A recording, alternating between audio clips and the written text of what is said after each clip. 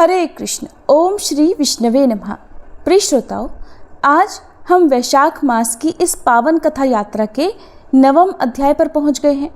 हर दिन एक नए अनुभव, नई अनुभूति और नई शिक्षा से हृदय को आलोकित करता गया और अब 9वां दिन हमारे भीतर उस प्रकाश की झलक दे रहा है जिसे अनुभव करना ही इस यात्रा का उद्देश्य है। अब आप सभी श्रद्धा से कहिए, मैं अब कथा के मध्य से लौटने नहीं आया या लौटने नहीं आई। अब तो यही कथा मेरा मार्ग है, मेरा ध्यान है और मेरी आराधना है। प्रिय श्रोताओं, आज का दिन बताता है कि जो साधक धैर्य और प्रेम से सुनता चला गया, उसके भीतर धीरे धीरे अब दिव्य गुणों का उदय होने लगा है। 9वां अध्याय वो द्वार है जहाँ मन ईश्वर के चरणों की ओर झुकने लगता है और आत्मा अब शांति के रंग में रंगने लगती है।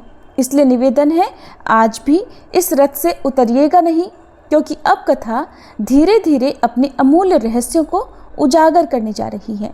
तो आइए पूर्ण समर्पण के साथ आरंभ करें 9वें अध्याय की ये दिव्य कथा, जहाँ केवल शब्द नहीं, जीवन का दर्शन छिपा है। इससे पहले के अध्याय में आपने भगवान की एक भक्ता श्री कर्माबाई जी की कथा सुनी थी। आज सुनिए भगवान की 2 नन्ही सी भक्त, जिनकी भक्ति आपको भगवान के रंग में रंगने के लिए काफ़ी होगी।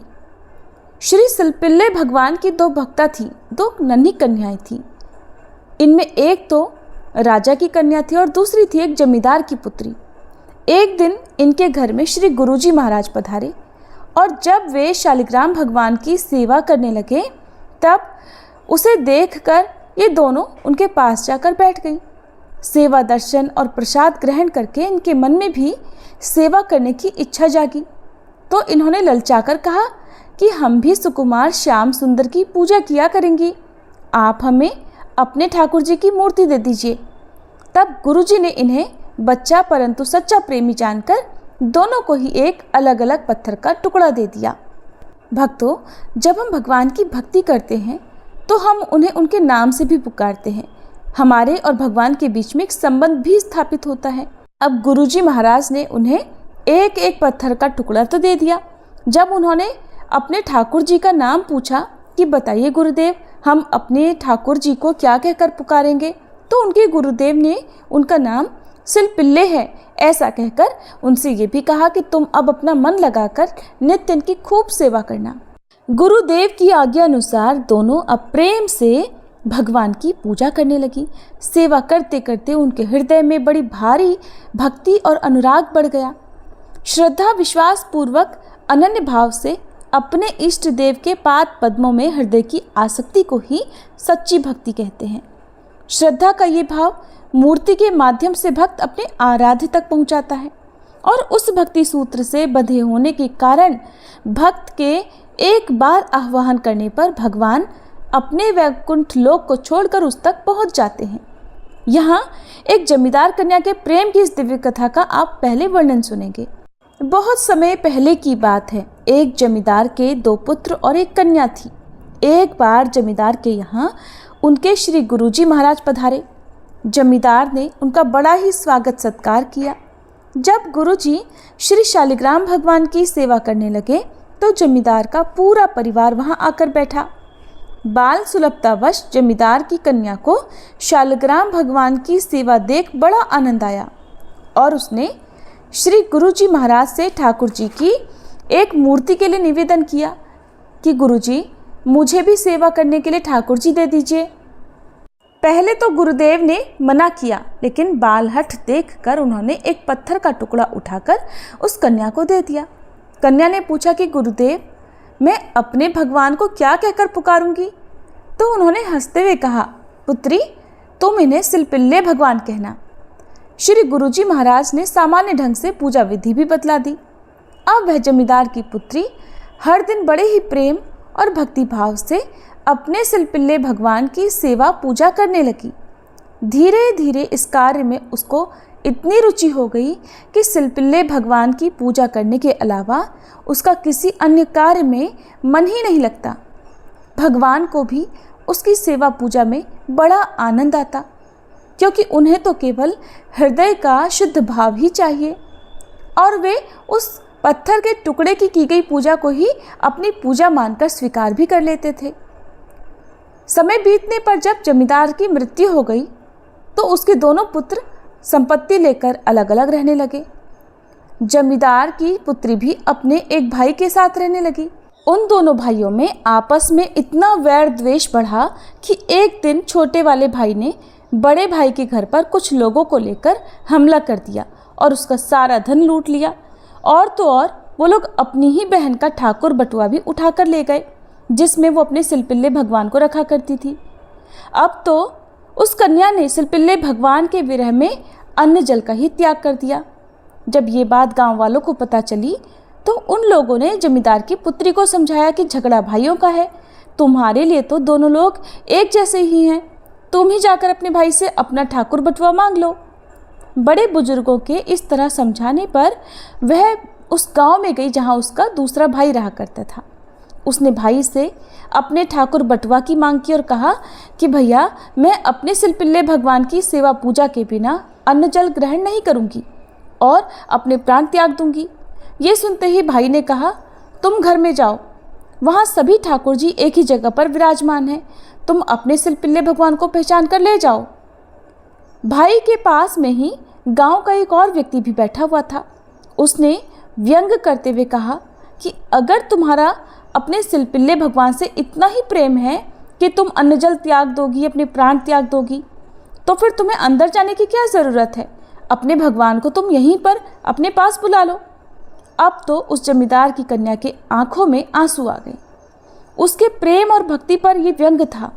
उस समय उसके हृदय में वही भाव उत्पन्न हुए जो ग्रह ग्रसित गजेंद्र या दुशासन द्वारा अपमानित हो रही द्रौपदी के हृदय में उत्पन्न हुए थे। उसने प्रार्थना की कि सिलपिल्ले हमें तुम देत बड़ो सुख लाड़, लड़ाई के पूजत प्यारे, कौन सी चूक भई हम सो प्रभु, जो तुम हुए रहे आज नियारे। दुष्टन को विश्वास बढ़े सोई कीजिए नाथ, जू में यो विचारे, कुंवरी हठीली विनय सुनी के, करुणा करी के प्रभु आनी पधारे। वह कन्या अपने भगवान से प्रार्थना करने लगी कि हे प्रभु, मेरे प्रेम की आज लाज जा रही है, उसकी रक्षा करो। घटघटवासी अंतर्यामी भगवान उस अनन्य भक्ता से भला कैसे दूर रह सकते थे। उसकी पुकार हुई नहीं कि वे आकर झट से उसके हृदय से लग गए। जब अंदर कमरे में विराजमान ठाकुर जी खुद ही उस कन्या के हृदय से लग गए तो ये अघटित घटना देखकर उस व्यक्ति के साथ साथ भाई भी आश्चर्यचकित रह गया। उसने अपनी बहन से क्षमा मांगी, उसके चरणों में गिरकर कहने लगा कि हमारे तो धन्य भाग है कि तुझ जैसी भक्ता हमारी बहन है। मुझसे बहुत बड़ी भूल हो गई बहन, इतने दिन तू बड़े भाई के यहाँ रही, अब मेरे यहाँ रहे। तो जमींदार की पुत्री ने कहा, भाई मैं तो दोनों की बहन हूँ, तो मैं एक के यहाँ भला क्यों रहूँ, तू भी बड़े भाई के साथ ही रहे। अब छोटे भाई में साहस नहीं था कि वो अपनी बहन की बात को अनसुना करता या ना मानता। उसने बड़े भाई से क्षमा मांग ली और अब सभी लोग साथ साथ रहने लगे। इस प्रकार भगवान ने अपनी भक्ति का अद्भुत प्रभाव दिखाया। अब राजा की कन्या की कथा भी सुनिए। बहुत पहले की बात है, एक बार एक महात्मा एक दिन राजा के यहाँ पधारे। दैव योग से उन्हें वहाँ कई दिन तक रहना पड़ गया। महात्मा जी के पास कुछ शालिग्राम जी की मूर्तियाँ थीं। राजा की मासूम सी पुत्री प्रतिदिन महात्मा जी के पास बैठकर उनकी पूजा देखा करती कि वे किस प्रकार शालिग्राम जी को स्नान कराते हैं, उनका अभिषेक करते हैं, उन्हें तिलक लगाते हैं, उन्हें भोग पवाते हैं, उनकी भक्ति करते हैं। ये सारा विधान देखकर उस कन्या को बड़ा आनंद होता। एक दिन कन्या ने महात्मा जी से पूछ ही लिया, बाबा जी बताइए तो आप किसकी पूजा करते हैं।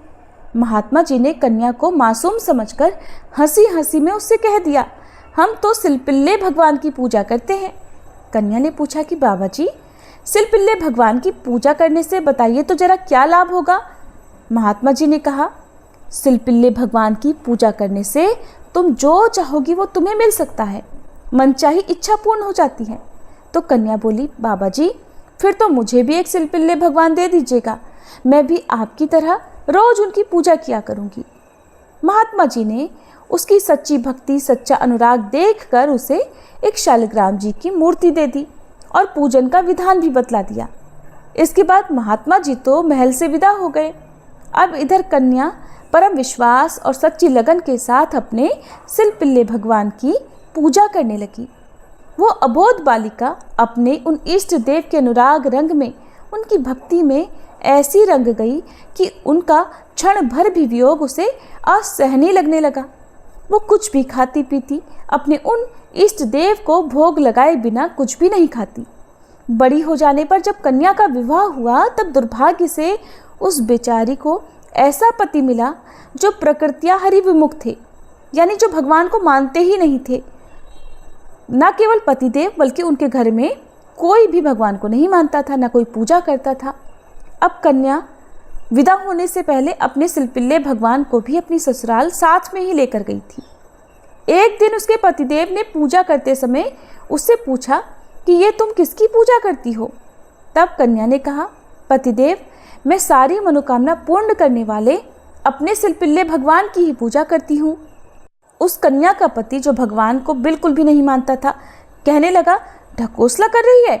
ऐसा कहकर उसने मूर्ति को उठा लिया और बोले कि इसे नदी में डाल दूंगा। कन्या ने अपने पति को बहुत समझाया, बहुत विनती की कि स्वामिन ऐसा मत कीजिएगा, किंतु स्वामी तो स्वभावतः दुष्ट ठहरे, भला वो कब मानने लगे। वो बेचारी साथ साथ रोती चली गई, लेकिन उन प्रकृत्या हरिविमुख पतिदेव ने सचमुच उन सिलपिल्ले भगवान को, उन मूर्ति को नदी में फेंक ही दिया। कन्या उसी समय से अपने सिलपिल्ले भगवान के विरह में दीवानी हो गई। उसे अपने इष्ट देव के बिना सारा संसार शून्य लगने लगा और विरह में उसने खाना पीना सोना सब कुछ छोड़ दिया। लज्जा छोड़कर अब तो वो निरंतर रटने लगी, मेरे सिलपिल्ले भगवान मुझ दासी को छोड़कर कहाँ चले गए? शीघ्र दर्शन दो प्रभु, नहीं तो दासी के प्राण जा रहे हैं। आपका वियोग मेरे लिए असह्य है प्रभु। फिर एक दिन वो अपने उन्हीं भगवान के विरह में डूबने के लिए उसी नदी पर चली गई। उसने कहा कि जिस नदी में तुमने मेरे सिलपिल्ले भगवान को डाला है, आज मैं उसी नदी में डूबकर अपने प्राण त्याग दूंगी। लोगों ने उसे बहुत समझाया, किंतु उसने किसी की एक भी नहीं सुनी और वो पागलों की तरह नदी के किनारे पहुंच गई। फिर वहां जाकर उसने बहुत जोर से ऊंचे स्वर में पुकारा, मेरे प्राण प्यारे सिलपिल्ले भगवान, शीघ्र बाहर आकर दर्शन दो, नहीं तो दासी का प्राणांत होने जा रहा है। इस करुण पुकार के साथ ही एक अद्भुत शब्द हुआ कि मैं आ रहा हूँ। फिर उस कन्या के समक्ष वही शालिग्राम जी की मूर्ति उपस्थित हो गई, जो उनके पतिदेव ने पानी के अंदर फेंक दी थी। जब वह कन्या मूर्ति को उठाकर हृदय से लगाने लगी, तभी ठीक उसी समय उस मूर्ति के अंदर से चतुर्भुज रूप में भगवान प्रकट हो गए, जिनके दिव्य तेज से अनन्य दर्शकों की आंखें झप गईं। प्रेम से बोलिए शालिग्राम भगवान की जय। प्रिय भक्तों, आप अपनी मनोकामना इस समय मांग सकते हैं। इतने में ही एक प्रकाशमान गरुड़ ध्वज विमान आया। भगवान अपनी उस सच्ची भक्ता को उसी में बिठलाकर वैकुंठ लोक को चले गए और ये सारा दृश्य देखकर वह हरि विमुख पति आंखें फाड़ता हुआ रह गया। उस राजकन्या के सास और ससुर आदि ने भी ये चमत्कार देखा तो वे बड़े प्रभावित हुए और फिर उस राजा की कन्या ने अपनी भक्ति से सबको भक्त बना दिया। वे सभी भक्त भगवान की सेवा में लग गए। उस कन्या की ससुराल के सभी लोग अब भगवान को मानने लगे। वे कहने लगे कि हम सभी के तो भाग्य जाग गए जो ऐसी बहू घर में आई। बोलिए सिलपिल्ले भगवान की जय, श्री शालिग्राम भगवान की जय। प्रिय श्रोताओ, ये थी आज की कथा। अब सुनिए आज का महात्म्य। श्रुतदेव कहते हैं, परमात्मा भगवान नारायण 4 भुजाओं से सुशोभित थे। उन्होंने हाथों में शंख चक्र गदा और पद्म धारण कर रखे थे। वे पीतांबर धारण करके वनमाला से विभूषित थे। भगवती लक्ष्मी तथा एक पार्षद के साथ गरुड़ की पीठ पर विराजित थे। उनका दुस्सह तेज देखकर राजा के नेत्र सहसा मुद गए। उनके सब अंगों में रोमांच हो आया और नेत्रों से आंसू की धारा बहने लगी। भगवान के दर्शन के आनंद में उनका हृदय सर्वथा डूब गया। उन्होंने तुरंत आगे बढ़कर भगवान को साष्टांग प्रणाम किया। फिर प्रेम विवल नेत्रों से विश्वात्म देव जगदीश्वर श्रीहरि को बहुत देर तक निहार कर उनके चरण धोए और उस जल को अपने मस्तक पर धारण किया। उन्हीं चरणों की धोवन रूपा श्री गंगा जी ब्रह्मा जी सहित तीनों लोकों को पवित्र करती हैं। इसके बाद राजा ने महान वैभव से बहुमूल्य वस्त्र आभूषण और चंदन से हार धूप दीप तथा अमृत के समान नैवेद्य के निवेदन आदि से और अपने तन मन धन और आत्मा का समर्पण करके अद्वितीय पुराण पुरुष भगवान विष्णु का पूजन किया। पूजा के बाद इस प्रकार स्तुति की कि जो निर्गुण निरंजन और प्रजापतियों के भी अधीश्वर हैं, ब्रह्मा आदि संपूर्ण देवता जिनकी वंदना करते रहते हैं, उन परम पुरुष भगवान श्री हरि को मैं प्रणाम करता हूँ। शरणागतों की पाप राशि का नाश करने वाले आपके चरणारविंदों को परिपक्व योग वाले योगियों ने जो अपने हृदय में धारण किया है, ये उनके लिए बड़े सौभाग्य की बात है। बढ़ी हुई भक्ति के द्वारा अपने अंतःकरण तथा जीव भाव को भी आपके चरणों में ही चढ़ाकर वे योगी जन उन चरणों के चिंतन मात्र से आपके धाम को प्राप्त हुए हैं। विचित्र कर्म करने वाले आप स्वतंत्र परमेश्वर को नमस्कार है। साधु पुरुषों पर अनुग्रह करने वाले आप परमात्मा को प्रणाम है। प्रभो, आपकी माया से मोहित होकर मैं स्त्री और धन रूपी विषयों में ही भटकता रहा हूँ। अनर्थ में ही मेरी अर्थ दृष्टि हो गई थी। प्रभो, हे विश्वमूर्ते, जब जीव पर आप अनंत शक्ति परमेश्वर की कृपा होती है, तभी उसे महापुरुषों का संग प्राप्त हो जाता है, जिससे ये संसार समुद्र गोपद के समान हो जाता है। हे ईश्वर, जब सत्संग मिलता है तभी आप में मन तथा बुद्धि का अनुराग होता है। मेरा सारा राज्य जो मुझसे छिन गया था, वो भी आपका मुझ पर महान अनुग्रह ही हुआ था, ऐसा मैं मानता हूँ। मैं न तो राज्य चाहता हूँ प्रभु, न पुत्र आदि की इच्छा रखता हूँ, न कोष की ही इच्छा रखता हूँ, अपितु मुनियों के द्वारा ध्यान करने योग्य जो आपके आराधनीय चरणारविंद हैं, उन्हीं का नित्य सेवन करना चाहता हूँ।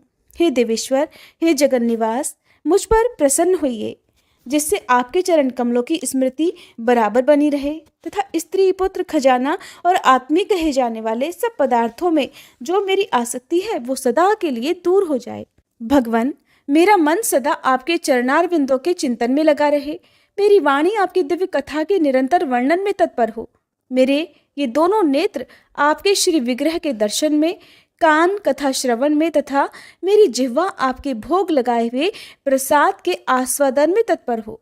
प्रभो, मेरी नासिका आपके चरण कमलों की तथा आपके भक्तजनों के गंध विलेपन आदि की सुगंध लेने में, दोनों हाथ आपके मंदिर में झाड़ू आदि लगाने की सेवा में, दोनों पैर आपके तीर्थ और कथा स्थान की यात्रा करने में तथा मस्तक निरंतर आपको प्रणाम करने में संलग्न रहें। मेरी कामना आपकी उत्तम कथा में और बुद्धि आपका चिंतन करने में तत्पर हो। मेरे घर पर पधारे हुए मुनियों द्वारा आपकी उत्तम कथा का वर्णन तथा आपकी महिमा का गान होता रहे और इसी में मेरे सारे दिन बीते। हे विष्णु, एक क्षण तथा आधे पल के लिए भी ऐसा प्रसंग कभी ना आए जो आपकी चर्चा से रहित हो। मैं परमेष्ठी ब्रह्मा का पद, भूतल का चक्रवर्ती राज्य और मोक्ष भी नहीं चाहता, केवल आपके चरणों की निरंतर सेवा चाहता हूँ, जिसके लिए श्री लक्ष्मी जी तथा ब्रह्मा शंकर आदि देवता भी सदा प्रार्थना किया करते हैं। राजा के इस प्रकार स्तुति करने पर कमल नयन भगवान विष्णु ने प्रसन्न होकर मेघ के समान गंभीर वाणी में इस प्रकार कहा, राजन, मैं जानता हूँ तुम मेरे श्रेष्ठ भक्त हो, कामना रहित और निष्पाप हो। हे राजन, मुझ में तुम्हारी दृढ़ भक्ति हो और अंत में तुम मेरा सायुज्य प्राप्त करो। तुम्हारे द्वारा किए गए इस स्तोत्र से इस पृथ्वी पर जो लोग भी मेरी स्तुति करेंगे, उनके ऊपर संतुष्ट होकर मैं उन्हें भोग और मोक्ष प्रदान करूंगा। यह अक्षय तृतीया इस पृथ्वी पर प्रसिद्ध होगी, जिसमें भोग और मोक्ष प्रदान करने वाला मैं तुम्हारे ऊपर प्रसन्न हुआ। जो मनुष्य इस तिथि को किसी भी बहाने से या स्वभाव से ही स्नान दान आदि क्रियाएं करते हैं, वे मेरे अविनाशी पद को प्राप्त हो जाते हैं। जो मनुष्य पितरों के उद्देश्य से अक्षय तृतीया को श्राद्ध करते हैं, उनका किया हुआ वह श्राद्ध अक्षय हो जाता है। इस तिथि में थोड़ा सा भी जो पुण्य किया जाता है, उसका फल अक्षय होता है। राजन, जो कुटुंबी ब्राह्मण को गाय दान करता है, उसके हाथ में सब संपत्तियों की वर्षा करने वाली भुक्ति और मुक्ति भी आ जाती है। जो वैशाख मास में मेरा प्रिय करने वाले धर्मों का अनुष्ठान करता है, उसके जन्म मृत्यु जरा भय और पाप को मैं हर लेता हूँ। अनघ, यह वैशाख मास मेरे चरण चिंतन की ही तरह ऐसे सहस्त्रों पापों को हर लेता है जिनके लिए शास्त्रों में कोई प्रायश्चित ही नहीं है। राजा को ये वरदान देकर देवाधिदेव भगवान जनार्दन सबके देखते ही देखते वहीं अंतर ध्यान हो गए। इसके बाद राजा पुरुयशा सदा भगवान में ही मन लगाए हुए उन्हीं की सेवा में तत्पर रहकर इस पृथ्वी का पालन करने लगे। देव दुर्लभ समस्त मनोरथों का उपभोग करके अंत में उन्होंने चक्रधारी भगवान विष्णु का सायुज्य प्राप्त कर लिया। जो इस उत्तम उपाख्यान को सुनते और सुनाते हैं वे सभी पापों से मुक्त होकर भगवान विष्णु के परम पद को प्राप्त हो जाते हैं।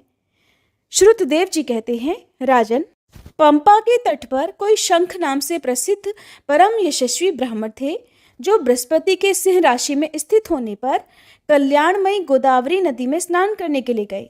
मार्ग में परम पवित्र भीमरथी को पार करने के बाद दुर्गम, जलशून्य और भयंकर निर्जन वन में धूप से विकल हो गए थे। वैशाख का महीना था और दोपहर का समय था। वे किसी वृक्ष के नीचे जा बैठे। इसी समय कोई दुराचारी शिकारी हाथ में धनुष धारण किए वहां आया। ब्राह्मण के दर्शन से उसकी बुद्धि पवित्र हो गई और वह इस प्रकार कहने लगा कि मुने, मैं अत्यंत दुर्बुद्धि और पापी हूँ। मेरे ऊपर आपने बड़ी कृपा की है, क्योंकि साधु महात्मा स्वभाव से ही दयालु होते हैं। कहाँ मैं नीच कुल में उत्पन्न हुआ व्याध और कहाँ मेरी ऐसी पवित्र बुद्धि। मैं इसे केवल आपका ही उत्तम अनुग्रह मानता हूँ। हे साधु बाबा, मैं आपका शिष्य हूँ, कृपा पात्र हूँ। साधु पुरुषों का समागम होने पर मनुष्य फिर कभी दुख को प्राप्त नहीं होता। इसलिए आप मुझे अपने पाप नाशक वचनों द्वारा ऐसा उपदेश दीजिए जिससे संसार बंधन से छूटने की इच्छा रखने वाले मनुष्य अनायास ही भवसागर से पार हो जाते हैं। साधु पुरुषों का मन सबके प्रति एक समान होता है। वे सभी प्राणियों के प्रति दयालु होते हैं।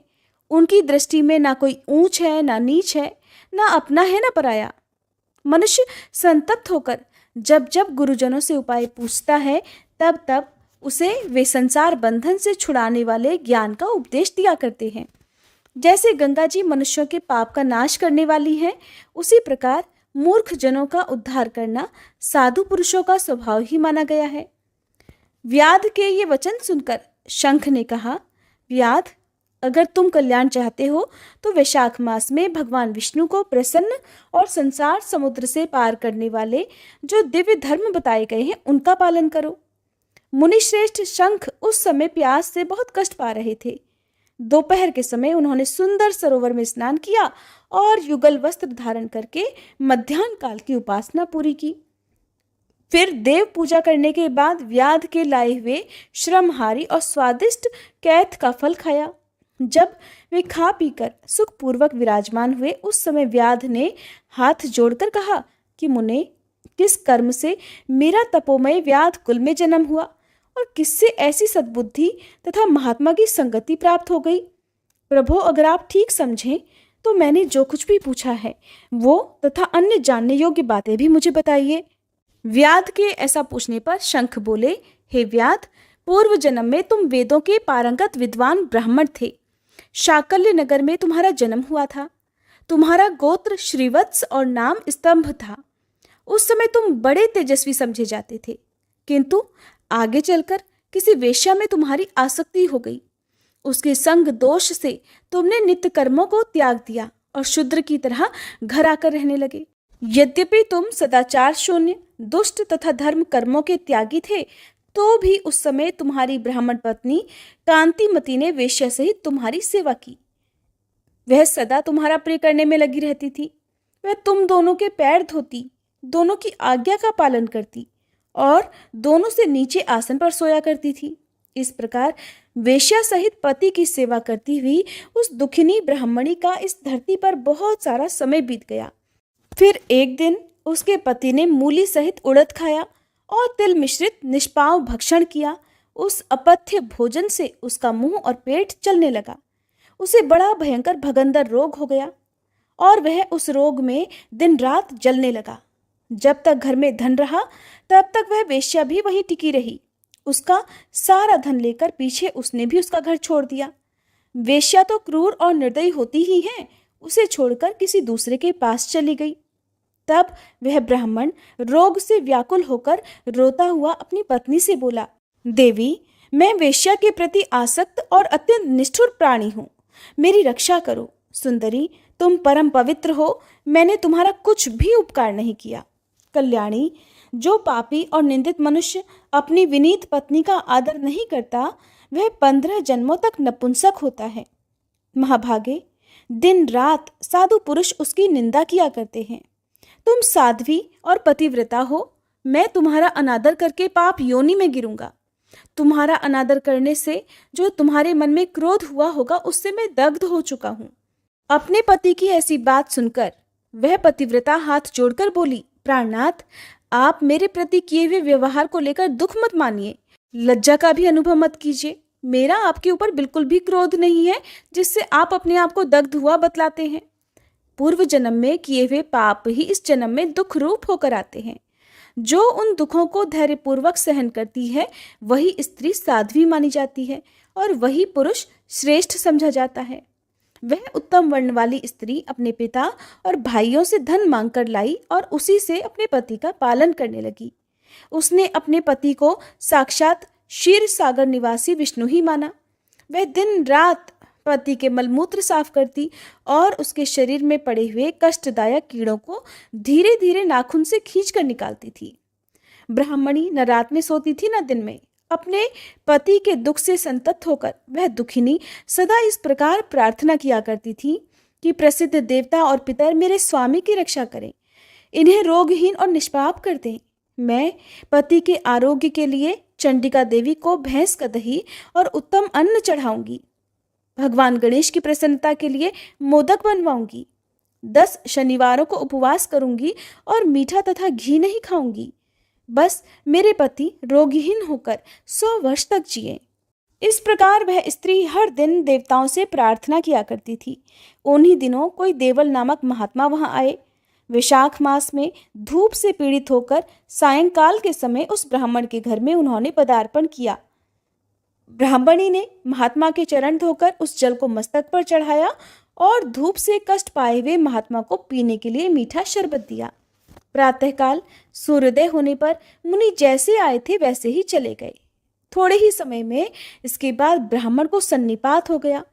ब्राह्मणी सौंठ, मिर्च और पीपल लेकर जब उसके मुंह में डालने लगी, तब उसने अपनी पत्नी की अंगुली काट ली।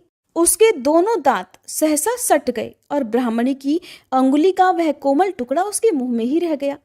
अंगुली काटकर उस वेश्या का ही चिंतन करता हुआ वह ब्राह्मण अंत में मर गया। तब उसकी पत्नी कांतिमती ने कंगन बेचकर बहुत सारा ईंधन खरीदा और चिता बनाकर वह साध्वी पति के साथ उसमें जा बैठी। उसने पति के रोगे शरीर का गाढ़ आलिंगन करके उसके साथ अपने आप को भी चिता में जला दिया।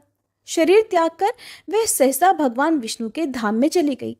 उसने वैशाख मास में जो देवल मुनि को शरबत पिलाया था और उनके चरणों तक को सिर पर लगाया था, इससे उसको योगी गम्य परम पद की प्राप्ति हुई।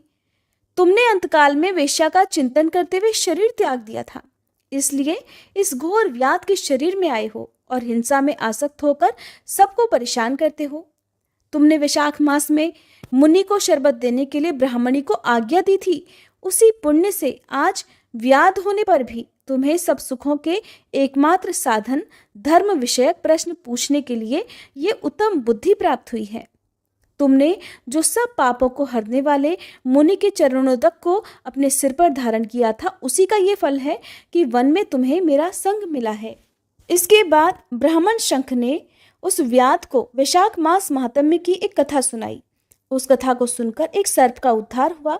वह सर्प कौन था, किस प्रकार से उसका उद्धार हुआ और वैशाख मास महात्म्य श्रवण से व्याध का वाल्मीकि होने का वर्णन आप अगले अध्याय में सुनेंगे। अब सुनिए श्री राधा चालीसा पाठ। श्री राधे वृषभानुजा भक्तनि प्राणाधार, वृंदा विपिन विहारिणी प्रणावो बारंबार। जैसो तैसो रावरो कृष्ण प्रिय सुखधाम, चरण शरण निज दीजिए सुंदर सुखद ललाम। जय वृषभान कुमारी श्री श्यामा, कीर्ति नंदनी शोभा धामा, नित्य विहारिणी श्याम अधर। अमित बोध मंगल दातार, रास विहारिणी रस विस्तारिणी। सहचरी सुभाग यूथ मन भावनी, नित्य किशोरी राधा गौरी। श्याम प्रनाधन अति जिया भोरी, करुणा सागरी हिय उमंगनी। ललिता दिक सखियाँ की संगनी, दिनकर कन्या कुल विहारिणी। कृष्ण प्रण प्रिय हिय हुल्सवानी, नित्य श्याम तुम्हरो गुण गावे। श्री राधा राधा कही हर्षावहि, मुरली में नित नाम उचारे। तुम कारण लीला वपुधारे, प्रेमा स्वरूपिणी अति सुकुमारी। श्याम प्रिय वृषभानु दुलारी, नवल किशोरी अति छवि लगे धामा। द्युति लघु लाग कोटि रति कामा, गौरांगी शशि निंदक वदना। सुभग चपल अनियारे नैना, जावक युत पद पंकज चरण। नुपुर ध्वनि प्रीतम मन हरणा, संतता सहचरी सेवा करही। महामोद मंगल मन भरही, रसिकन जीवन प्राण अधारा। राधा नाम सकल सुख सारा, अगम अगोचर नित्य स्वरूपा। ध्यान धरत निशिदिन ब्रज भूपा, उपजे उजासु अंश गुण खानी। कोटिन उमा राम ब्रह्माणी, नित्य धाम गोलोक बिहारिणी। जन रक्षक दुख दोष नसवानी, शिव अज मुनि सनकादिक नारद। पार न पाए शेष अरु शारद, राधा शुभ गुण रूप उजारी। निरखी प्रसन्न होत बनवारी, ब्रज जीवन धन राधा रानी।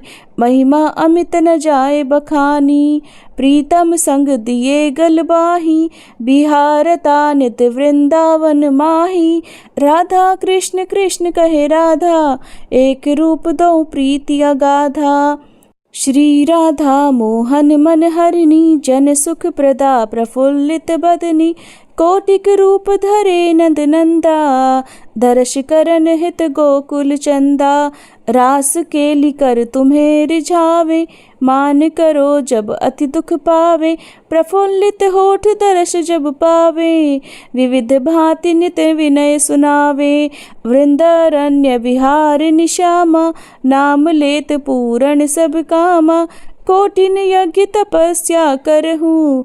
विविध नेम व्रत ही में धरहूँ, तऊ न श्याम भक्त ही अहनावे। जब लगी राधा नाम न गावे, वृंदा विपिन स्वामिनी राधा।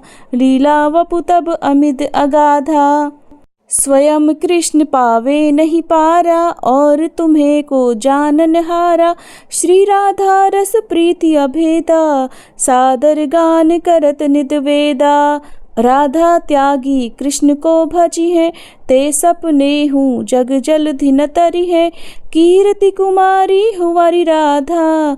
सुमिरत सकल मिटहि बहु बाधा, नाम अमंगल मूल न सावन। त्रिविध ताप हरि हरि मन भावन, राधा नाम ले जो कोई। सहज ही दामोदर वश होई, राधा नाम परम सुखदाई। भजतहि कृपा करे यदुराई, यशुमति नंदन पीछे फिर है। जो को राधा नाम सुमिर है, रास विहारिणी श्यामा प्यारी। करहु कृपा बरसाने वारी, वृंदावन है शरण तुम्हारी। जय जय जय वृषभानु दुलारी। श्री राधा सर्वेश्वरी रसिकेश्वर घनश्याम, करहु निरंतर बास में श्री वृंदावन धाम। बोलो राधा रानी की जय, श्री कृष्ण भगवान की जय।